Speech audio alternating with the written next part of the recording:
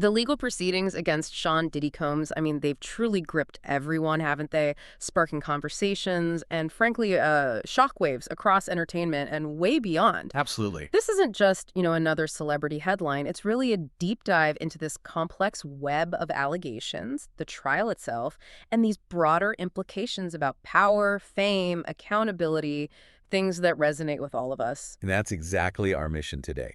We're really here to take you beyond those initial headlines, give you a clear, sort of structured understanding of the timeline, the specific federal charges, and the strategies at play in this incredibly high-profile case. Yeah, the strategies are fascinating. They are. And our deep dive, it's informed by quite a range of sources. We've got detailed investigative reports from AP News, CBS New York, legal analysis from places like Fox News, and even insights from, online discussions, which really show public perception and the nuances. Okay, so let's unpack this. For decades, Sean Diddy Combs was, well, the quintessential hip-hop mogul, right? A really opportunistic entrepreneur who built this massive business empire. Undeniable. Bad Boy Records, fashion, a TV network, those huge liquor partnerships. I mean, his influence, his success over, 2 decades plus, it was just monumental. It really was. And what's striking is how quickly that public image, built over all that time, just began to unravel. Prosecutors immediately presented this starkly different counter-narrative. The complete flip. Yeah, alleging that behind the empire, Combs was coercing and abusing women, and that he had help from this network of associates who actively helped silence victims, blackmail violence. Of course, it's absolutely crucial to state Combs has pleaded not guilty. He denies all these allegations consistently. Right. And the lead up to the trial, it had some really jarring public moments that seemed to shift everything. Remember March 2024, the federal searches, his homes in LA and Miami? Oh, yeah. Big news. And then maybe the biggest moment, that May 2024 airing of the 2016 video, Combs attacking Cassie Ventura in that hotel hallway, and then his public apology after. How did that one piece of evidence already out there kind of shape the legal approach? Well, that video, it absolutely intensified the public pressure, no question. And it undeniably led towards the official legal actions. He was arrested in Manhattan, September 2024. Right. And almost right away, Yeah. that sex trafficking and racketeering indictment was unsealed. And it specifically accuses him of using his business empire, the very one you just described, to coerce women into sexual performances. So let's get into the charges themselves, because they are severe. We're talking racketeering conspiracy, that's RI2, 2 counts of sex trafficking by force, fraud, or coercion, and 2 counts of transportation to engage in prostitution. A conviction here could mean up to life in prison. Life, though. Just to be clear, when we talk RICO, what does that actually imply about how the prosecution is framing this whole thing? That's a great question. Because RECOPO, the Racketeer Influenced and Corrupt Organizations Act, it was originally designed for organized crime, like the mafia, right? Right, taking down whole organizations. Exactly.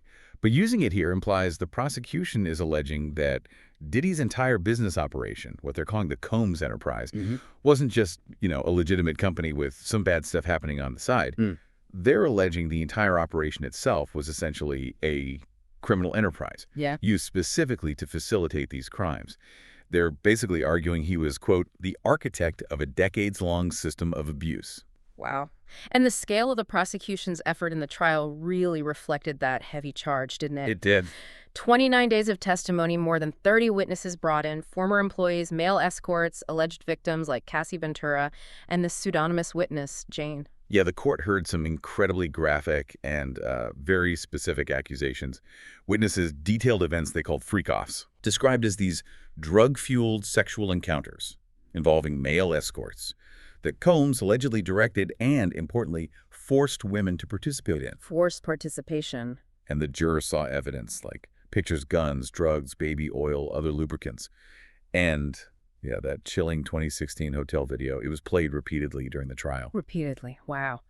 And beyond those really explicit accounts, they highlighted other alleged coercive tactics too, trying to show this wider pattern. Accusations of drugging attendees, impairing their ability to consent, using intimidation, making false career promises, or threatening to ruin careers if people didn't comply. The leverage of his power. Exactly. And also allegations he transported people across state lines specifically for sexual exploitation, isolating them from friends and family. Yeah, that isolation piece is key in these kinds of cases. Okay, now let's shift gears a bit. The defense strategy. When they rested their case, June 24th, 2025, without calling a single witness, And Combs himself confirmed, that is my decision, Your Honor. That felt like a huge, calculated gamble. What's the thinking behind a move like that? Oh, it's definitely a high-stakes play, that silent defense. It's not just about saying reasonable doubt. It's more like a strategic bet that the prosecution's own story will just collapse under scrutiny. That it has holes. Exactly. Without the defense needing to offer their own alternative story, which, let's face it, is often much riskier in court than just poking holes in the other side's case. Legal experts basically suggest it means they believe the prosecution completely failed to meet its burden of proof. But they weren't totally silent during the trial, right? They did try to counter during cross-examination. That was their main opportunity. All right. They brought out texts, other messages, arguing these showed the alleged victims were, quote, willing participants, or always down for freak-offs, even looking forward to freak-offs. How do you even begin to reconcile that kind of evidence with these severe allegations of coercion? And that's really where the legal nuances just jump out, isn't it? The defense definitely tried to frame some interactions as, consensual, albeit unconventional, adult behavior. Right. They highlighted the benefits the women receive, luxury apartments, gifts, that sort of thing. But this raises that critical point. How does the legal system handle apparent willingness when it's all tangled up with serious allegations of abuse and coercion? It's so complex. It is. The prosecution just needed to prove maybe even just one occasion where Cassie declined and was threatened or coerced, even if she seemed willing other times.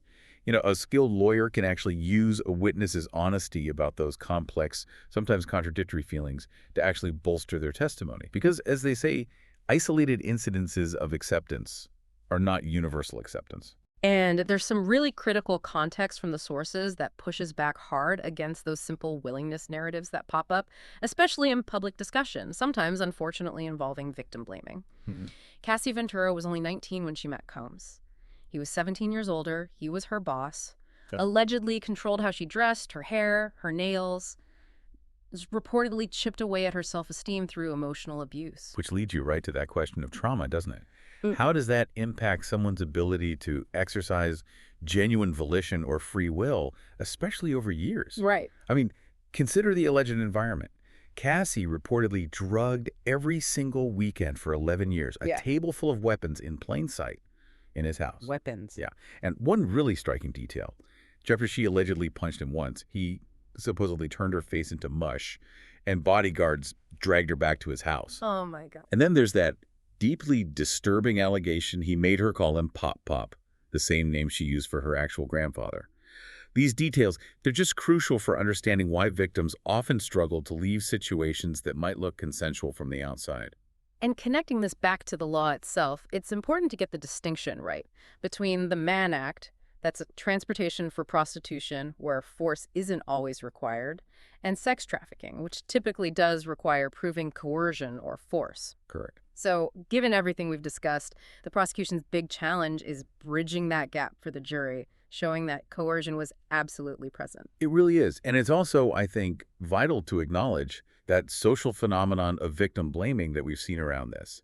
It's been noted that, quite disturbingly, some of the most strident people protesting outside the court supporting Diddy, implying Cassie made her own bed for the lifestyle. Some of them are women. That's always jarring to see. It is. And look, the idea that understanding complex behavior through psychology is just pseudoscience akin to astrology, that's just a harmful mischaracterization. Psychology is absolutely crucial for understanding these very dynamics of coercion and abuse that the legal system is trying to grapple with here. Okay, so beyond the courtroom itself, what about the tangible impacts? On Combs' finances, his businesses, he's estimated to be worth, what, $300 million? But these costs must be adding up. Oh, significantly. The legal expenses, the settlements, they are definitely diminishing his resources. There was that substantial settlement paid to Cassie Ventura already. Right. That was settled out of court. Exactly. And he reportedly took out an $18 million mortgage on his home just to secure his $50 million bail bond. Wow, $18 million just for the bond security. Yeah, and we've seen major business fallout, too. Diageo, the beverage giant, they bought out his De Leon tequila shares for $200 million, completely ending that partnership. That was a huge deal for him. Huge. Plus, Combs reportedly returned publishing rights to several artists. So these are real, concrete consequences happening right now, regardless of the trial's verdict. So pulling back a bit, what does this all mean for the music industry, maybe even beyond? The sources seem to suggest this case reflects a, quote, seismic cultural shift. Maybe like #MeToo. Yeah, I think if you connect it to the bigger picture, this trial really does have profound implications. For accountability, definitely. Yeah. For the power dynamics in entertainment, even for the role legal reps play in these situations. Mm-hmm. The outcome could very well, as you said, inspire similar actions against other powerful figures. It really makes you wonder, doesn't it? Could this trial actually lead to broader legal reforms? Yeah. Could it set a new precedent for how abuse allegations are handled in these high-power industries? It's a huge question. We've just unpacked, a sheer volume and gravity of information today. This deep dive into the Sean Diddy Combs trial, it really highlights the complexities, doesn't it? When justice, fame, power all intersect with such incredibly grave accusations. Yeah, and this case really compels us, I think, to consider not just the legal results, but those broader societal dynamics that allow alleged behaviors like this to even persist for so long. It pushes us to question our assumptions about consent, about power, and about the mechanisms of accountability we actually have in place. Are they working? So for you, our listener, the key takeaway often isn't just the what happened, but the why and the how. We've seen how this huge business empire could allegedly be repurposed for illicit activities, and just how the legal system has to try and untangle decades of these really complex interactions and relationships. Which leaves a question maybe for you to consider. In a world just awash with information, sometimes overwhelming amounts, how can we foster systems that genuinely protect vulnerable people? And how do we ensure that influence, whether it's money, fame, social standing, can never, ever be used as a shield for exploitation?